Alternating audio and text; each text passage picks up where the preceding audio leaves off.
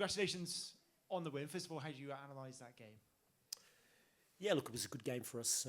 Obviously, we went with a couple of ideas the ball retention was very, very important for us to make sure that we prepared a lot of the opportunities to go forward. We lost our way probably about 15 minutes in the first half where we got a little bit stretched, and I think we couldn't find outlets going forward, and they were very good on the break. And then we fixed it in the second half where we knew exactly where to sort of direct the team, and sloppy pass inside forced Wales very good goal, but all in all we created enough, I think, to win the game. It's been a long time since we saw Sam Kerr back in an Australian shirt. How did she do today, and how good is it having her back? Yeah, great having her back, and her first start, and the more she starts games, the more she'll grow into the Sam Kerr that we know. And look, we're very happy with the 60 minutes, and I mean, she's also adapting to the new sort of ideas we're trying to bring in. So it was probably a lot of information for her to take in, but all in all, we're happy. She got 60, I think, 3 minutes, which was great. Where are you ahead of facing England in your next game? How do you feel about going into that game? Yeah, another big challenge, another big test. Obviously, European champions, and a star-studded team. But we're looking forward to it. And as I said yesterday in the press conference, we're really focusing on us. We're really focusing on what we're trying to do, because we believe it's the way forward, and we believe that the more we retain the ball and create opportunities to go forward, we'll be better for it in the end in most games.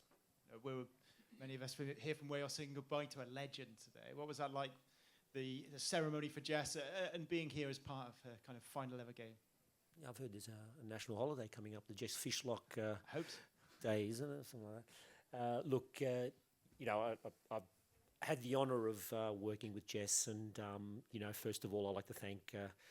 The opportunity was an absolute privilege to be part of this game and part of what she does, what she deserves. She deserves everything that she gets, because she's been a great advocate, not only for women's football, but just basically for women in general in the world. And she's a great role model, and Wales should be blessed to have an amazing person like Jess Fishlock.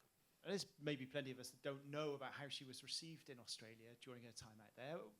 How is she received and thought of in Australian football? Yeah, look, we probably saw one of the best players in the world, in the A-League. I had the pleasure of coaching her for 2 seasons, and we worked very closely together. She was, I suppose, my hybrid assistant coach and my assistant coach. Look, she brought the game to the next level. It helped us also attract top foreigners to come, because if someone of the stature of Jess Fishlock coming to the A-League, it allowed other big foreigners was sort of saying, okay, well, how about the A-League as part of your growth? And lots of memories, because the A-League at that time was a very, very important league in the women's football scope, and for her to be part of it, and for us to have won and played the football that we did was an absolute honour and pleasure.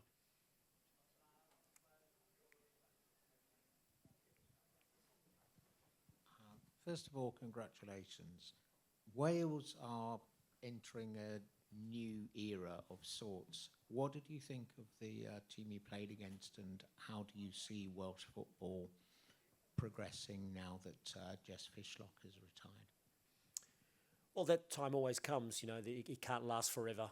It can't last forever, and I think the wealth of experience of having Jess over the last few years, especially qualifying for big tournaments, has probably created a good foundation, a good base for the team to go forward. I mean, there are obviously a lot of younger players coming through now, but you can see that the team's well coached. You can see that there's an idea. You can see that they're that there's a brand which is uniquely yours, and I think the future's good. There will be some tough times, obviously, when there's a new generation coming through. There's always tough times, but I think with stability that's been formed over the last 2-3 seasons, especially with the Euros, I think that the squad's looking very good.